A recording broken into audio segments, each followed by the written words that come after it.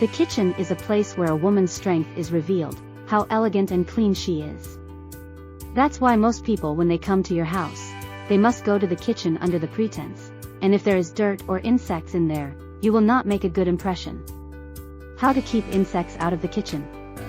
In general, red bugs and other insects are attracted to food residues and moisture. So clean your kitchen regularly, wipe surfaces, mop floors, and wash dishes immediately after use. Seal the entry points, seal all cracks or gaps in walls, cupboards and floor corners, anywhere bugs can enter your kitchen. Store food properly. Store food in airtight containers and refrigerate to prevent pests from being attracted to your kitchen. Also, clean the floor immediately after cooking and keep everything covered. Use natural repellents. Natural repellents such as peppermint oil, bay leaves and cucumber slices can help keep red bugs and other insects at bay.